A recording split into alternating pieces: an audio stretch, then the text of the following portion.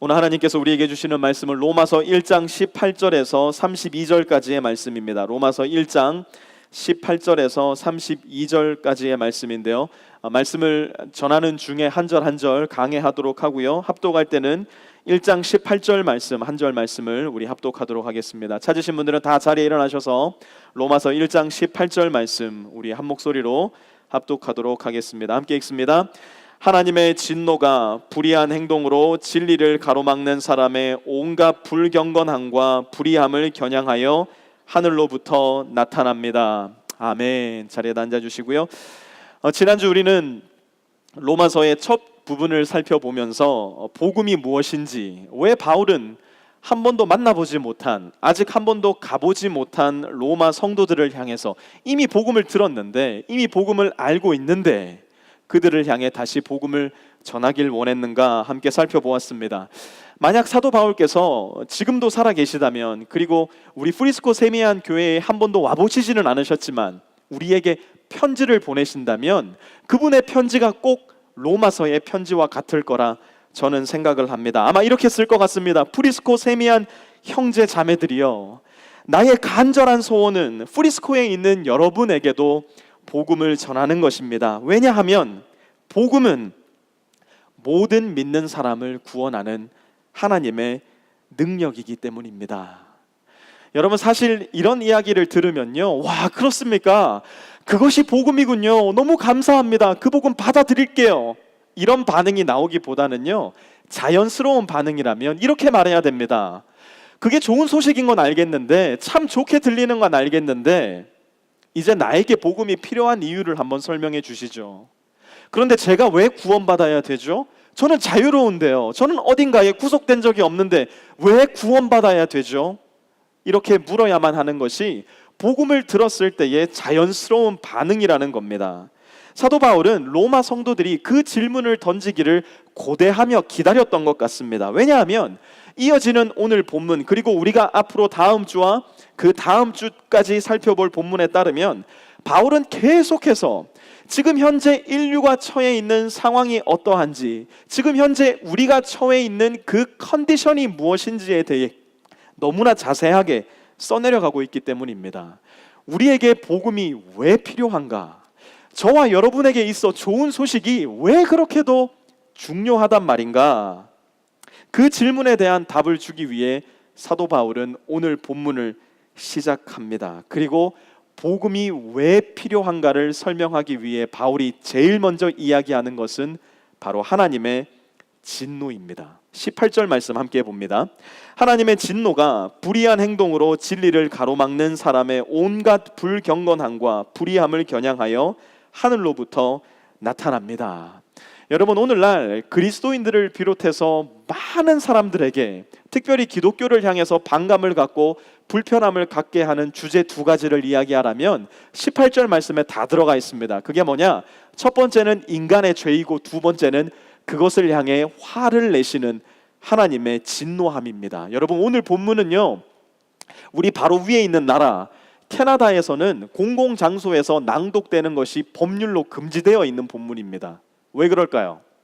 하나님의 진노를 이야기하면, 인간의 죄를 이야기하면 사람들의 마음이 불편해지니까요.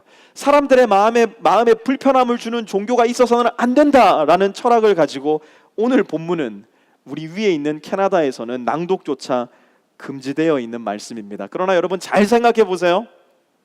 순간의 불편함을 견뎌내지 못하면요, 순간의 불편함이 싫다고 얘기해 버리면요, 영원의 불편함 가운데 처해질 수 있는 운명이 우리를 기다릴 수도 있다는 사실, 우리는 기억하고 있어야 합니다. 마치 암 초기 환자에게 그 환자의 마음을 상하게 하고 싶지 않아서 마음이 있음에도 불구하고 괜찮아요, 괜찮아, 조금만 지나면 괜찮아질 겁니다, 빨간 약 바르고 집으로 가세요 했다가 나중에 암으로 말미암아 죽게 해서는 안 되는 것처럼, 죄에 대해서 괜찮다 괜찮다 말씀하시지 않는 하나님의 말씀을 우리는 말씀 그대로 받아들이고, 그 말씀이 우리에게 가르쳐 주는 것이 무엇인지에 대해 귀를 기울여야 한다는 겁니다. 하나님은 죄를 괜찮다 하지 않으십니다.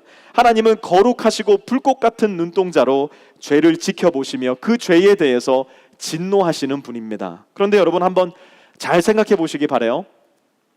진노는요, 결국 그 진노자가 누구인지를 가장 명백하게 보여주는 것입니다. 진노는요, 진노를 하는 자와 진노를 받는 자의 관계가 어떠한지를 명백하게 드러냅니다. 이것이 무슨 말인지 제가 설명을 좀 해볼게요. 뉴멕시코와 애리조나에 가면요, 인디안 원주민들이 참 많이 모여서 살고 있습니다. 특히 정부에서 매달마다 생활 보조금을 주어가면서 인디안 보호구역 안에서 살게 한 네이티브 인디언들이 거기에 참 많습니다. 아무 일을 하지 않아도 정부에서 매달마다 생활 보조금이 나오기 때문에 그 보조금으로 카지노에 가서 모든 돈을 탕진한다거나 그 보조금을 사용해서 마리화나나 마약 등을 구입해서 순간적인 쾌락으로 몸을 망가뜨리는 사람들이 그 지역에 너무나 많은 게 안타까운 사실입니다. 그런데 더 안타까운 것은 무엇이냐면 그들의 자녀들까지도 그들의 생활의 패턴을 그대로 따라간다는 사실입니다. 제가 여기에 가서 유스 사역을 처음 시작했을 때 깜짝 놀랐던 사실 중에 하나가 무엇이었냐면 아직 초등학교도 채 들어가지 않은 아이인데요, 이미 마리화나를 펴봤어요. 중고등학교를 다니고 있는 아이들 중에 80~90%는 이미 마리화나와 마약에 노출이 된 아이들이었습니다. 처음 이곳에 선교를 갔을 때 너무 기가 막혀서 그 아이를 붙잡고 제가 물어봤어요. 아니, 너희 엄마 아빠가 혹시 너 마리화나 피는 거 아시니? 그 아이가 저에게 한 대답에 제 마음이 완전히 무너져 내렸어요. 그 대답이 뭐였는지 아세요? 저희 엄마 아빠가 저한테 마리화나 가르쳐 주셨는데요, 그게 대답이었어요. 저희 집에 있는 엉클이 저한테 마리화나 가르쳐 줬는데요, 저희 집에 있는 앤트가 저한테 마리화나 가르쳐 줬는데요, 저희 엄마 아빠가 저에게 마리화나 가르쳐 주셨는데요. 여러분, 만약 우리의 자녀들이 마리화나를 피우는 모습을 본다면 저와 여러분은 어떻게 반응하시겠습니까? 만약 우리의 자녀들이 마약을 하는 모습을 본다면 저와 여러분은 우리 자녀에게 어떻게 하시겠습니까? 그 자녀들을 향해서 화를 내면, 진노를 하면 우리 아이들 마음 불편해지니까 괜찮아 다 그러고 사는데 뭐 너도 마리화나도 좀 피우고 마약도 하고 살아야지, 그렇게 이야기하시겠습니까? 아니면 지금 아이들 마음을 상하게 하는 한이 있더라도, 지금 아이들의 몸을 상하게 하면서 회초리를 때려야 된다고 하더라도 죄의 길을 향해 가지 못하도록 그들을 향해 진노하시겠습니까? 하나님은 사랑이시니 죄인들을 향해서 진노하시면 안 된다고요? 하나님은 사랑의 하나님이시니 죄인들을 향해서 화를 내시는 일은 있을 수가 없다고요? No! 그렇지 않습니다. 사랑의 하나님이시기 때문에 더욱더 죄를 향해 진노하셔야 됩니다. 사랑의 하나님이시기 때문에 우리를 망가뜨리고 무너뜨리고 결국 파멸의 길로 이끄는 죄를 향해 불꽃 같은 눈동자로 진노하셔야 합니다. 하나님의 진노는 결국 하나님 자신이 누구이신지를 명백하게 드러내고, 하나님이 죄인들을 향해 진노하실 때 하나님과 죄인들의 관계가 어떠한지 명백하게 드러납니다. 만일 하나님이 선하지 않으시다면 죄에 대해서 진노하실 이유가 없으십니다. 하나님은 선하시기 때문에 죄에 대해서 진노하십니다. 만약 하나님이 우리를 사랑하지 않으신다면, 우리를 향해 아무런 관심이 없으시다면 우리가 죄를 지을 때 우리를 향해 진노하셔야 될 이유가 조금도 없습니다. 그러나 하나님은 우리를 사랑하시기에 우리가 죄 가운데 있을 때 우리의 죄에 대해서 진노하십니다. 무슨 말이냐? 하나님의 진노는 결국 하나님이 누구이신지를 드러내고, 하나님이 우리에게 진노하실 때 하나님과 우리의 관계가 명백하게 드러난다는 말입니다. 그렇다면 오늘 본문에서 사도 바울이 이야기하는 하나님이 진노하시는 이유는 무엇인가? 하나님의 진노의 원인이 무엇인가? 먼저 한번 살펴보도록 하겠습니다. 과연 우리는 왜 하나님을 진노케 하였는가? 하나님은 무엇 때문에 우리에게 진노하시는가? 첫 번째, 진리를 가로막는 사람들 때문에 하나님은 진노하십니다. 진리를 가로막는 사람들 때문에 하나님은 진노하십니다. 18절 다시 한번 보도록 하겠습니다. 하나님의 진노가 불의한 행동으로 진리를 가로막는 사람의 온갖 불경건함과 불의함을 겨냥하여 하늘로부터 나타납니다. 하나님은 진리를 가로막는 사람들 때문에 진노하신다고 말씀합니다. 그런데 하나님의 어떤 진리를 가로막는다는 것일까? 사도 바울은 20절에서 이렇게 설명합니다. 이 세상 창조 때로부터 하나님의 보이지 않는 속성, 곧 그분의 영원하신 능력과 신성은 사람이 그 지으신 만물을 보고서 깨닫게 되어 있습니다. 그러므로 사람들은 핑계를 댈 수가 없습니다. 본문 가운데 드러나는 하나님의 진리는 무엇일까? 하나님이 이 세상 만물을 창조하셨고 이 세상 만물을 통해서 우리는 하나님이 존재하신다는 진리를 발견하게 된다는 겁니다. NIV 성경은 20절을 이렇게 번역해 놓았습니다. His eternal power and divine nature have been clearly seen. 하나님의 능력과 신성이 분명하게 이 세상 가운데 우리 눈앞에 보여졌다는 겁니다. 숨길 수 없다는 겁니다. 너무나 클리어하다는 겁니다. 하나님이 존재하신다는 그 진리가 우리가 매일매일 눈으로 보는 세상 만물 가운데 우리 눈앞에 너무나 명백하게 드러나 있다는 사실입니다. 여러분, 목동이었던 다윗은요, 양을 치며 들판을 오갈 때마다 하나님이 지으신 만물을 바라보며 이렇게 노래하고 이렇게 하나님을 찬양했는데요, 이 다윗의 노래로 우리도 함께 하나님을 찬양하는 연습을 좀 해봤으면 좋겠습니다. 시편 19편 1절에서 5절 말씀인데요, 우리 한 목소리로 크게 다윗의 노래를 함께 노래하도록 하겠습니다. 같이 읽습니다. 하늘은 하나님의 영광을 드러내고 창공은 그의 솜씨를 알려준다.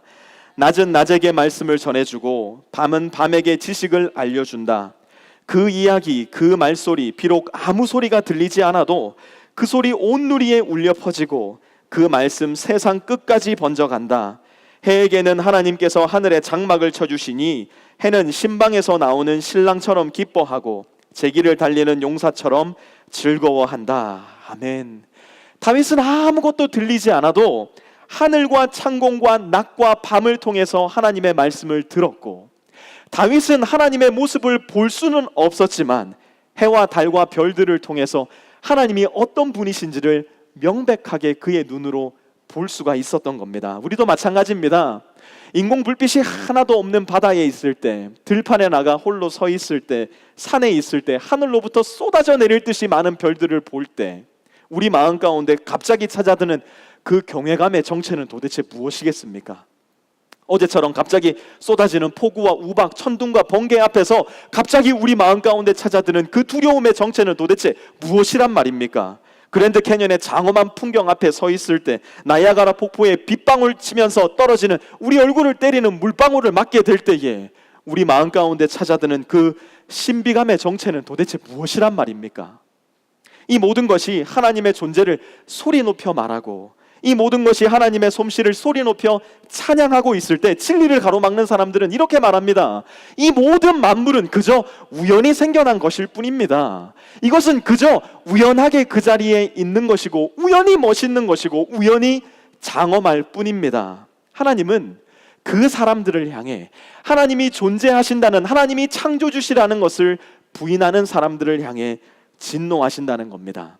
하나님이 존재하신다는 하나님의 진리를 부정하는 사람들을 향한 하나님의 진노.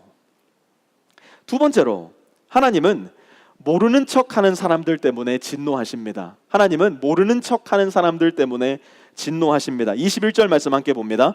사람들은 하나님을 알면서도 하나님을 하나님으로 영화롭게 해드리거나 감사를 드리기는커녕 오히려 생각이 허망해져서 그들의 지각 없는 마음이 어두워졌습니다. 여러분, 21절 첫 문장만 한번 같이 읽어볼게요. 시작. 사람들은 하나님을 알면서도, 사람들은 하나님을 알면서도. 사도 바울은 인간의 마음속에 하나님께서 하나님을 알 수 있도록 하나님을 센스할 수 있는 센서를 심어 놓으셨다는 것을 잘 알고 있었습니다. 하나님은 침묵하고 계신 것이 아니라 여전히 세상 만물을 통해서 인간을 향해 외치고 계시다는 사실, 그리고 인간은 그 하나님의 목소리를 들을 수 있다는 사실을 사도 바울은 잘 알고 있었습니다. 그런데 사람들은 어떻게 하느냐? 하나님을 알면서도 모르는 척 하는 거예요. 세상 만물을 통해서 하나님이 보여지면서도 눈을 닫고 있는 거예요. 하나님을 들을 수 있으면서도 아니야, 이건 하나님의 목소리가 아니야, 귀를 막아버린다는 거예요. 왜요?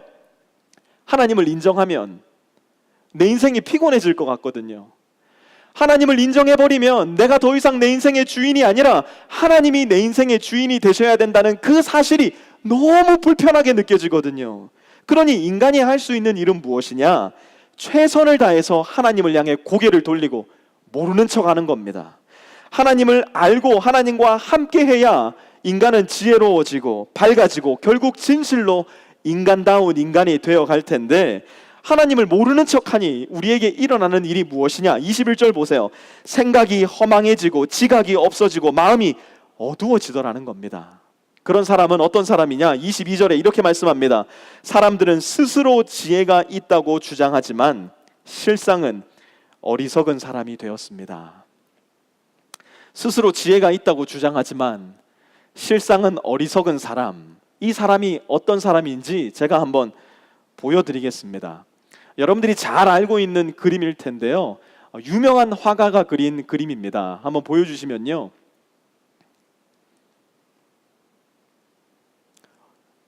이 그림이 무엇인지 아마 다 아실 겁니다. 이 그림의 페인터가 누군지도 잘 아실 겁니다.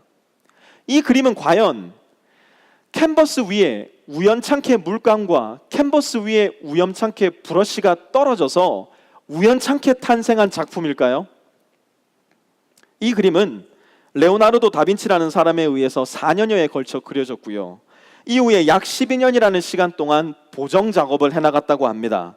12년 동안 레오나르도 다빈치는 오로지 모나리자의 입술에만 작업을 계속 해나갔다고 하는데요. 그래서 총 16년의 시간을 걸쳐서 이 작품은 완성이 됐다고 합니다. 그런데 제가 이 작품을 보고서 이렇게 말하기 시작하는 거예요. 이 작품은 작가가 없어요. 이 페인팅은 페인터가 존재하지 않아요. 그냥 캔버스가 우연찮게 그 자리에 놓여져 있었는데 물감이 빨주노초 우연찮게 그 캔버스에 떨어졌고 또 마침 그 시간에 브러쉬가 거기 가서 떨어지는 바람에 짠! 이 작품이 나오게 되었어요. 아는 척하기 시작하는 겁니다. 저는 다 알고 있어요. 이런 작품은 그냥 우연히 생기는 거예요. 그러면 저는 여러분은 저를 향해서 무엇이라고 얘기하겠습니까? 저 사람 참 아는 척 다 아는데 정말 무식한 사람이로구나. 스스로 지혜가 있다고 안다고 주장하지만 사실은 가장 어리석은 사람이 되어버리는 겁니다. 이번엔 좀 더 큰 영역으로 가볼까요? 우리가 속해 있는 태양계의 단면을 제가 보여드릴 텐데요.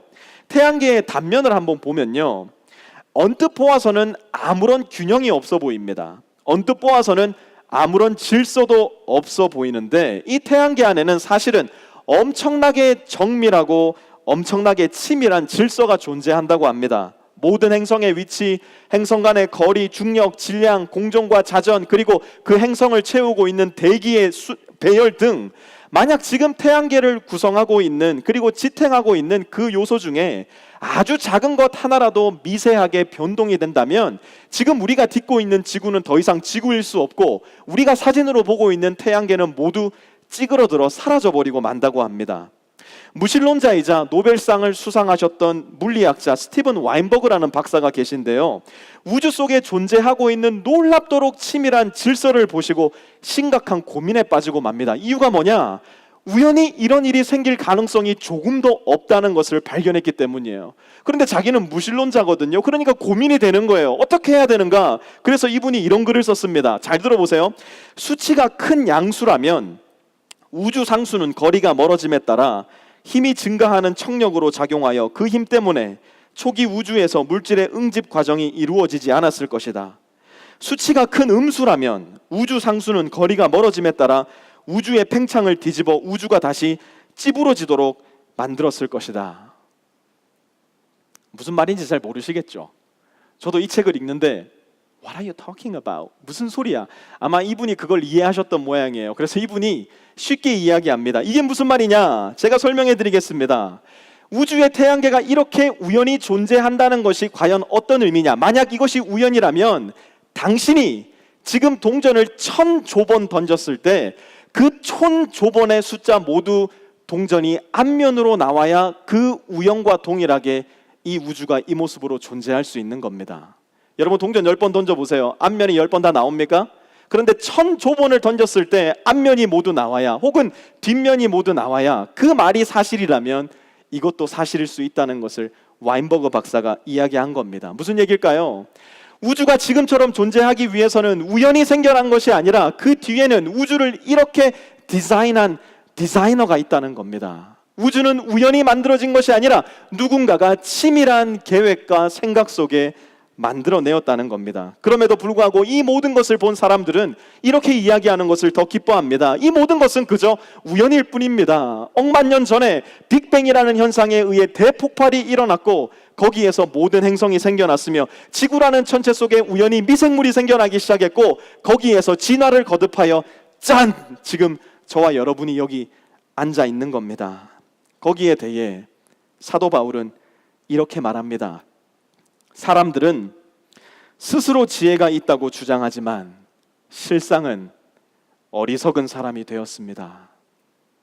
하나님의 존재가 너무나 명확함에도 하나님의 존재를 모르는 척하는 사람들, 그리고 그 사람들을 향해 하나님이 진노하시는 것은 당연한 일입니다.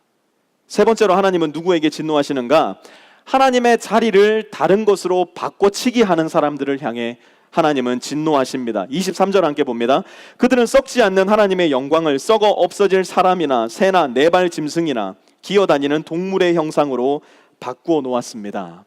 하나님은 사람을 창조하셨을 때 하나님을 예배하고 하나님을 경배하는 존재로서 인간을 창조하셨습니다. 단 사람에게 자유의지라는 것을 주셔서 하나님을 경배할 수도 있고 하나님이 아닌 다른 것을 경배할 수도 있게끔 사람을 만들어 놓으셨습니다. 왜냐하면 하나님은 로봇에게 경배받기를 원하셨던 것이 아니라 인격적인 관계 속에서, 사랑의 관계 속에서 인간에게 참 예배를 받고 싶으셨기 때문입니다. 그런데 우리는 천지 만물을 우리를 위해서 지으시고 하나님의 형상을 따라 우리를 만드신 하나님을 예배하기보다는 만들어진 어떤 것, 피조된 무엇인가를 예배하기 시작합니다. 목사님, 저는 아무리 생각해봐도 오늘 본문에 쓰여져 있는 새나 네 발 달린 짐승을 경배한 적이 없는데요.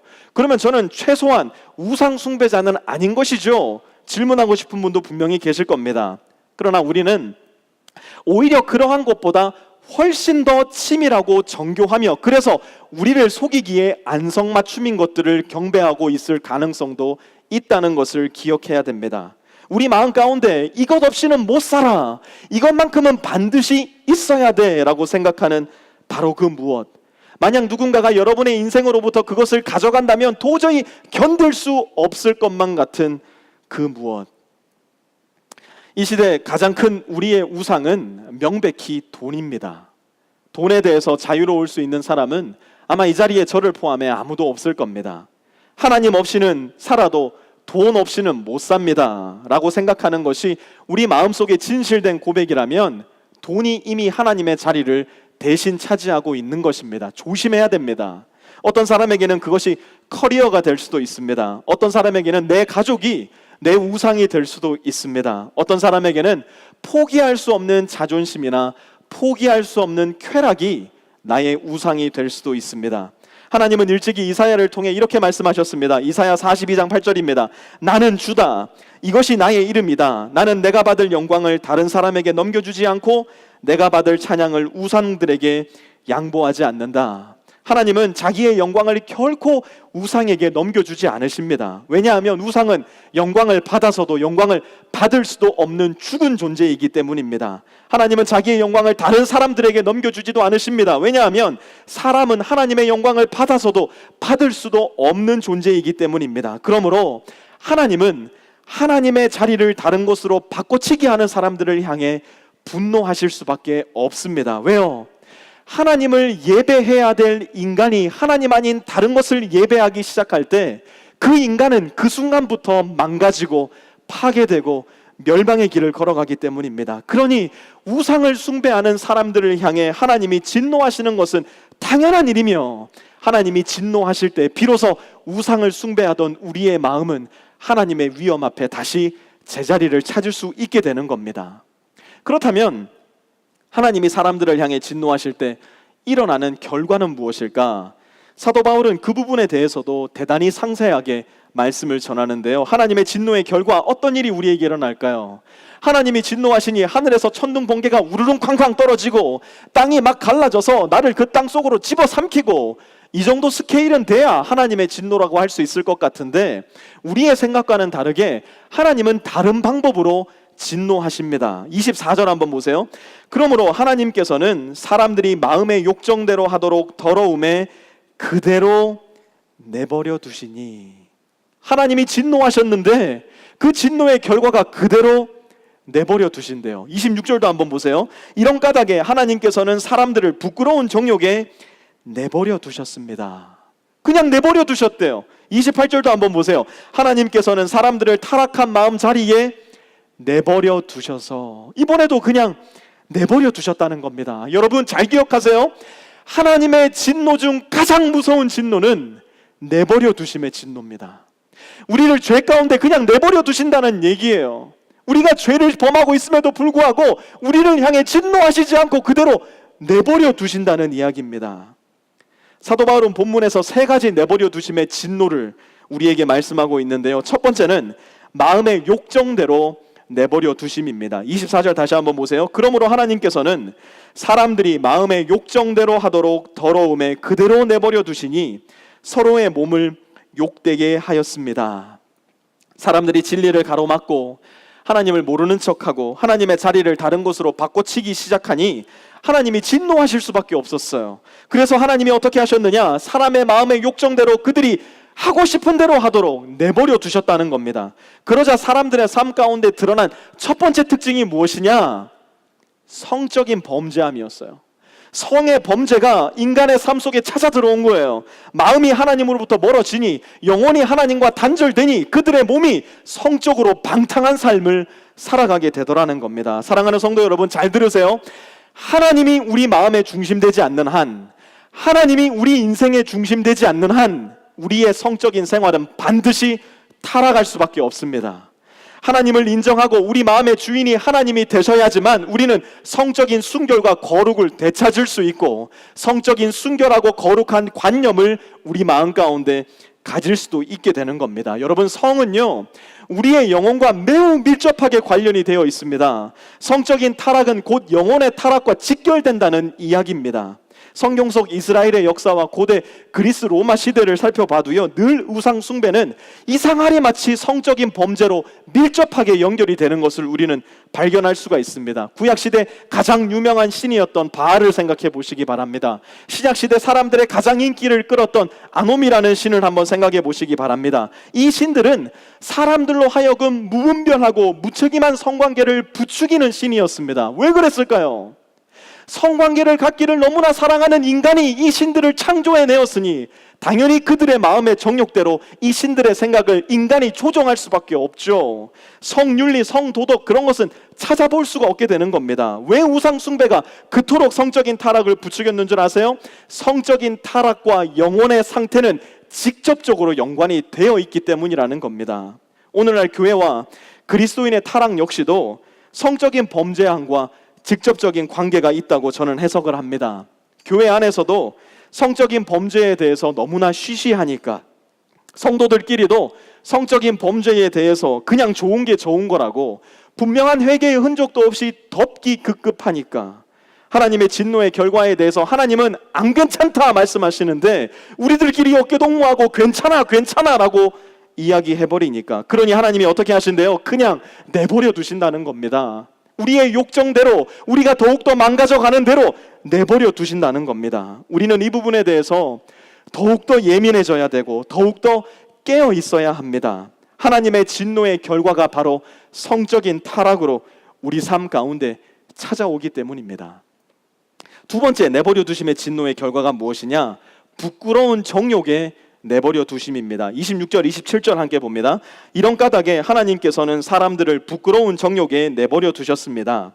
여자들은 남자와의 바른 관계를 바르지 못한 관계로 바꾸고 또한 남자들도 이와 같이 여자와의 바른 관계를 버리고 서로 욕정에 불탔으며 남자가 남자와 더불어 부끄러운 짓을 하게 되었습니다. 그래서 그들은 그 잘못에 마땅한 대가를 스스로 받았습니다. 하나님이 진노하시자 인간들의 삶에 찾아온 하나님의 진노의 결과가 무엇이냐? 여자와 여자가, 남자와 남자가 바른 관계를 버리고 바르지 못한 관계, 곧 무슨 관계입니까?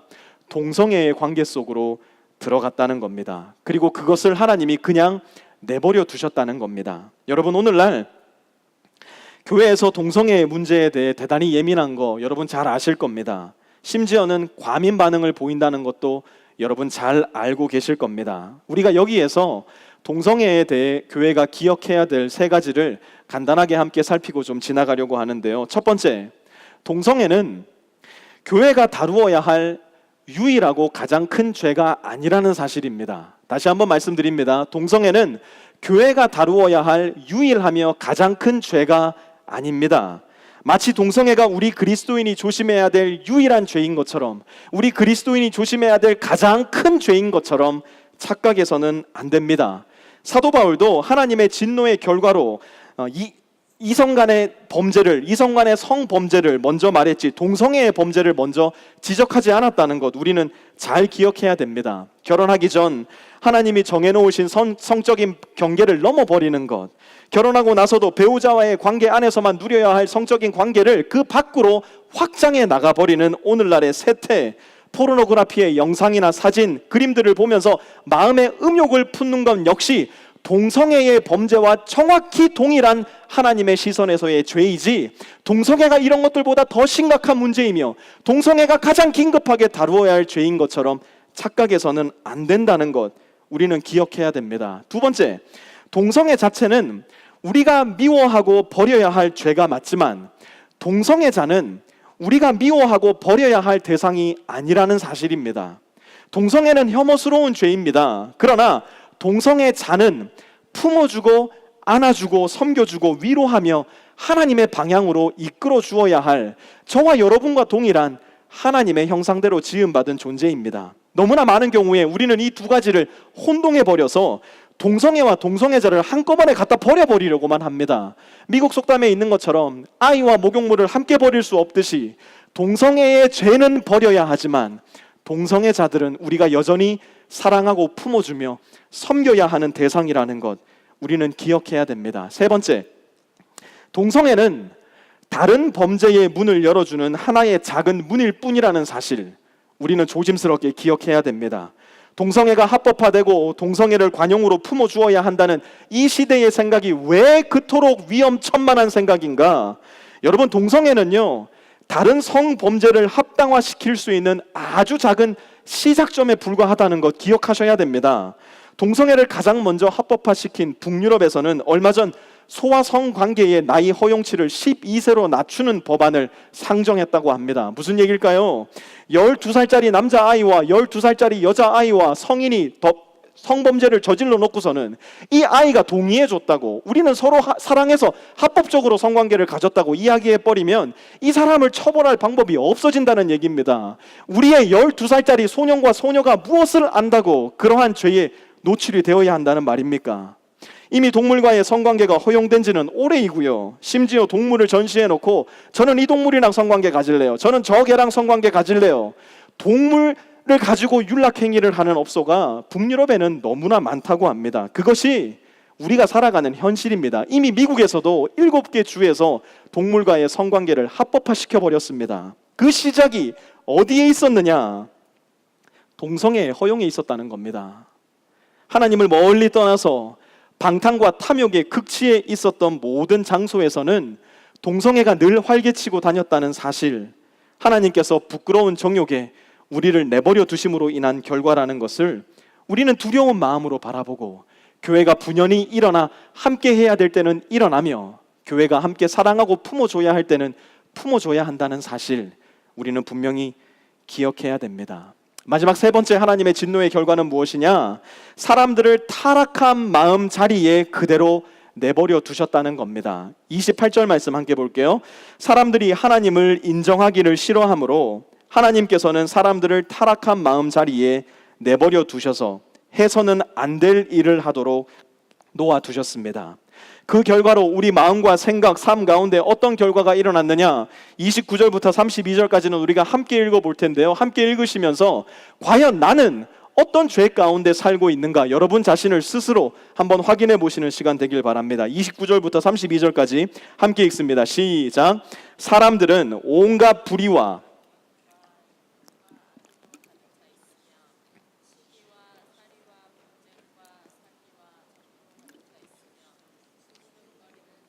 중상하는 자요, 하나님을 미워하는 자요, 오만한 자요, 자랑하는 자요, 악을 꾸미는 모략꾼이요, 부모를 거역하는 자요, 우매한 자요, 신의가 없는 자요, 무정한 자요, 무자비한 자입니다. 그들은 이와 같은 일을 하는 자들은 죽어야 마땅하다는 하나님의 공정한 법도를 알면서도 자기들만 이런 일을 하는 것이 아니라 이런 일을 저지르는 사람을 두둔하기까지 합니다. 하나님께서 우리를 타락한 마음자리에 내버려 두심으로 말미암아 매일 우리의 삶에 너무나 쉽게 찾아오는 죄악들의 노예가 우리도 모르는 사이에 되어버릴 수 있다는 겁니다. 우리가 우리 자신의 모습을 그렇게 발견하다 보니 그러한 죄를 저지르는 다른 사람을 보면서도 드는 생각이 무엇이냐?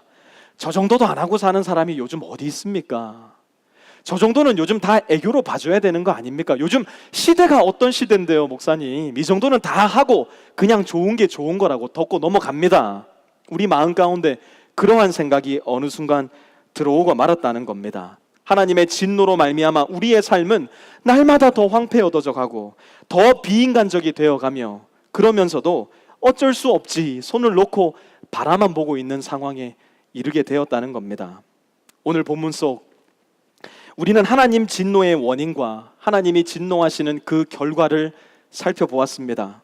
우리는 오늘 본문 속에서 두 가지 명확한 적용점을 가지고 우리의 일상으로 돌아가야 합니다. 두 가지 적용점을 여러분에게 드리겠습니다. 첫 번째, 우리는 나 자신에게 그리고 나의 배우자 혹은 나의 가족들에게 명확하게 묻고 답하는 시간을 가져야 합니다. 그 질문은 무엇이냐? 나에게는 어떤 죄가 있는가? 나에게는 지금 어떤 죄가 있는가? 우리는 내 스스로에게 또 우리의 배우자에게 가족들에게 물어야 합니다. 여러분, 핑계 대어서는 안 됩니다. 나는 태어나면서부터 원래 그랬다고, 나는 원래 그러한 쪽에 조금 약했었다고, 나는 그렇게 태어났기 때문에 어쩔 수 없다고, 하나님도 이것만큼은 좀 이해해 주셔야 된다고 핑계 대지 말아야 합니다. 명확하게 물으시고 명확하게 답하셔야 됩니다.